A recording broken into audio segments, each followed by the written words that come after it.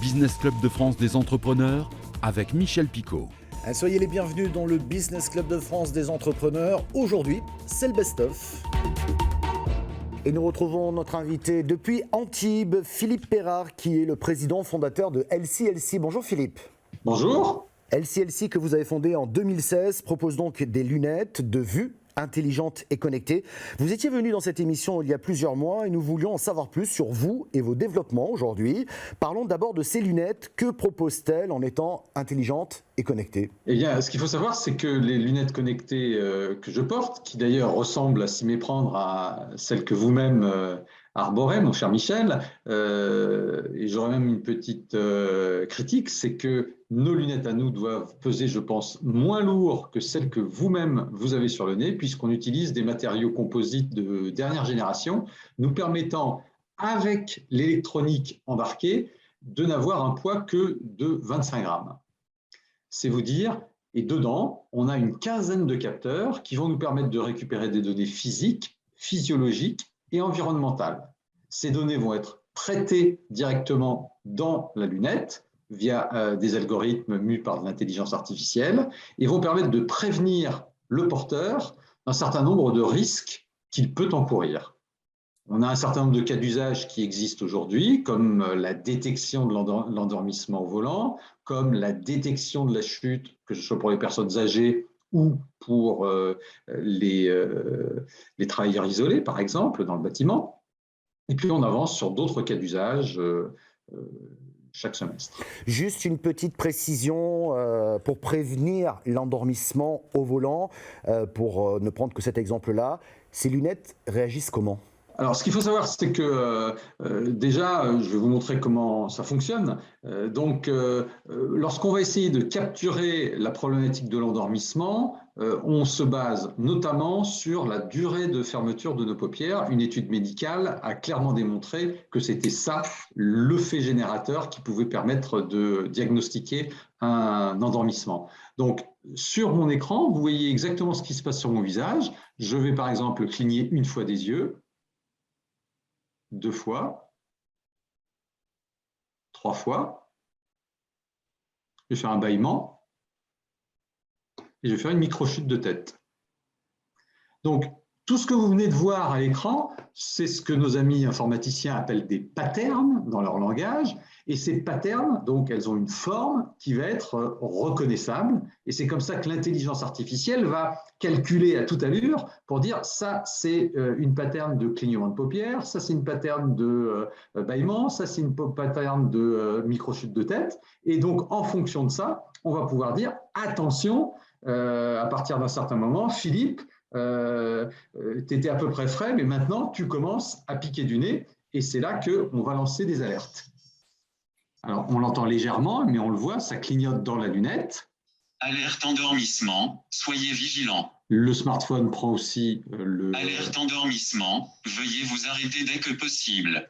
3e, 4e dizaine d'alerte, où on voit là carrément la sirène. Et en même temps, on va avoir des messages qui peuvent être envoyés, que ce soit aux passagers de la voiture ou, par exemple, à ma femme, pire encore, à ma belle-mère, et éventuellement, si vous en avez pris l'abonnement, à notre service de secours téléassistance 24/24, qui va pouvoir, je dirais, immédiatement vous contacter en disant « Michel, on s'est rendu compte que vous étiez en train de piquer du nez, on vous a géolocalisé à tel endroit, à 2 km, il y a une aire de repos, on va converser avec vous jusqu'à ce que vous atteigniez cette aire de repos. Là, vous faites votre petit rompiche et vous repartez sain et sauf. » Merci pour votre démonstration, Philippe. Comment a été perçue cette innovation dans le monde de l'optique, que vous connaissez bien d'ailleurs, on ne va pas refaire votre CV ici même, mais l'innovation est présente dans l'optique, notamment sur les montures et les verres, mais vous avez proposé de l'électronique dans les branches des montures, c'est quand même assez disruptif, non ? Alors, ce qu'il faut voir, c'est qu'effectivement, l'opticien n'est pas encore habitué aux lunettes connectées. En revanche, on se rend compte que tous les grands GAFAM du monde ont des projets de lunettes connectées, que ce soit en entertainment ou des choses comme ça. Donc, si vous voulez, on est dans l'ère où les choses vont basculer. On comprend qu'effectivement, grâce aux données qui vont être récupérées par la lunette, notamment, il y a beaucoup de choses à faire. Et si vous changiez de vie? Difficile, me direz-vous, et pourtant c'est ce qu'a fait Sylvain Renard. Il était journaliste reporter d'images, il était un petit peu fatigué par le rythme imposé. Il ne trouvait pas vraiment de sens, dit-il, à son métier. Il a donc changé radicalement de vie pour devenir boulanger. Mais comment passer de la télévision à la boulangerie? Un reportage de 7 à l'image. Eh bien, c'est tout simplement une recherche de sens. C'est-à-dire que dans mon précédent métier, je ne trouvais plus de satisfaction suffisante pour me lever le matin et aller travailler avec plaisir au travail. J'avais besoin de faire quelque chose de plus utile, de me sentir plus utile. Et c'est vrai que après 12 ans de travail à TF1, avoir sillonné le Limousin, j'avais besoin de retrouver quelque chose de plus concret. Et donc j'ai fait le choix de partir de TF1. Ça a été un choix difficile, mais je regrette rien. Ça fait 3 ans maintenant.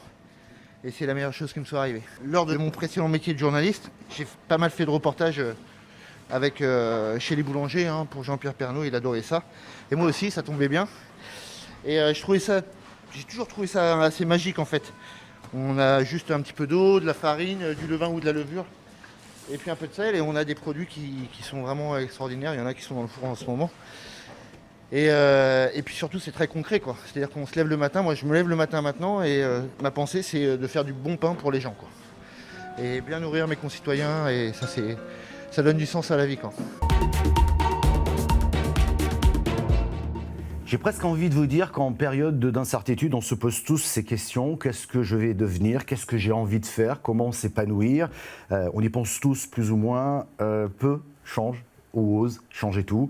Eh bien, notre invité l'a fait. Direction Nesle-la-Vallée, c'est dans le Val d'Oise, pour retrouver Sarah Meloki. Bonjour. Bonjour Michel. Alors Sarah, si vous aviez poursuivi votre première activité professionnelle, vous seriez peut-être à ma place ici en tant que présentateur télé et radio de cette émission. Mais non, vous avez quitté le journalisme, vous avez changé, vous avez tout changé. Racontez-nous votre parcours de jeune maman. Jeune maman, c'est important. Absolument. Écoutez, comme beaucoup de gens, il y a des parcours de vie qui font qu'à un moment, on se retrouve à tout remettre en question. C'est ce qui m'est arrivé. Je me suis retrouvée maman. Ça a tout bouleversé dans ma vie. Je me suis retrouvée maman solo en plus. Et donc, effectivement, il a fallu que je réinvente ma vie. Et là, je me suis posé la question tout simplement.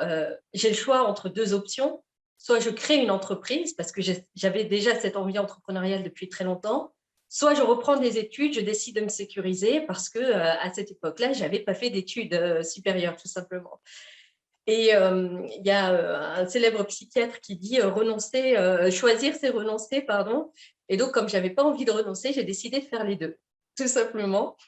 Donc, à 26 ans, je me retrouve à tout reprendre depuis le début. Je commence par des exercices niveau CM2 et je me remets à niveau en quelques mois et je décide d'intégrer la fac de médecine de Strasbourg avec l'objectif d'aller en 2e année pharma.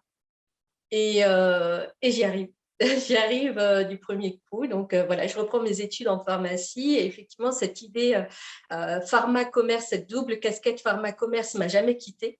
Donc, j'ai décidé de terminer mon cursus en pharmacie avec un master spécialisé central et STEC entrepreneur.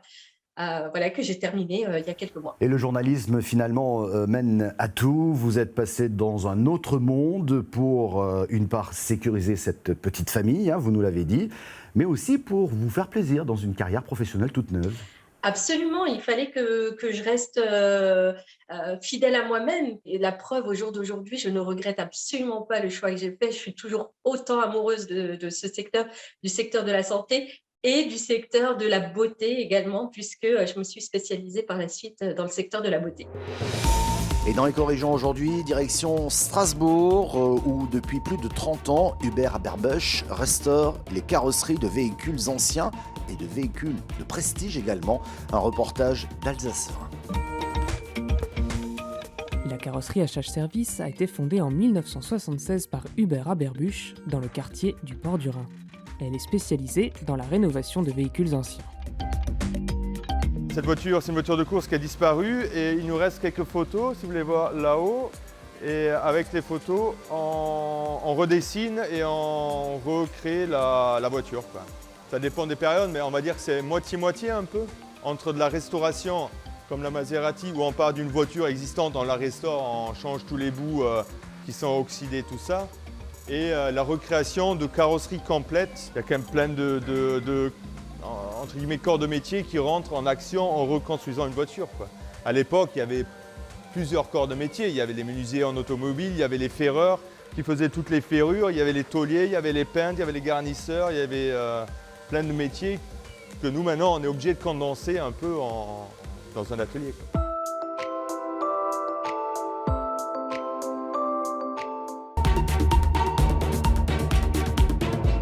Notre créateur entrepreneur de la semaine, Théo Godard, il a créé Nouvelle Classe, il est basé à Pontoise. Ce jeune entrepreneur accompagné par le réseau BGE réinvente tout simplement les cours en ligne.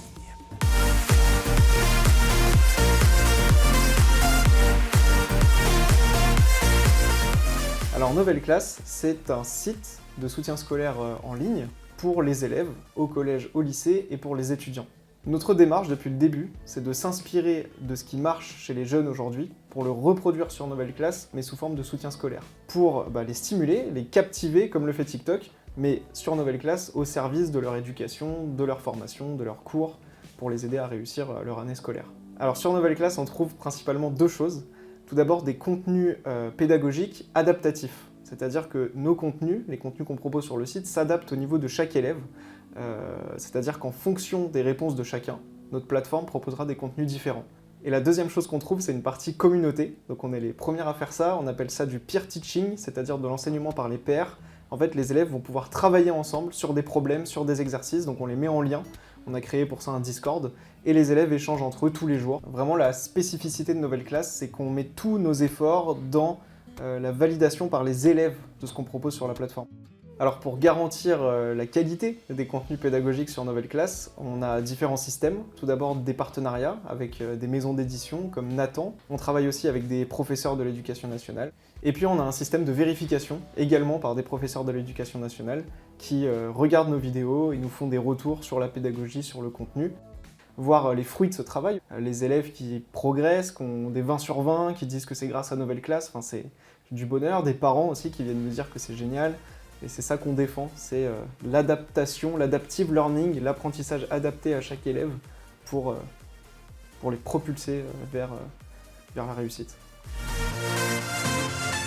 Vous pouvez retrouver cette émission en replay vidéo sur le site de votre télévision locale ou sur celui de l'émission. Nous sommes également disponibles en podcast audio. Merci de votre fidélité et à la semaine prochaine.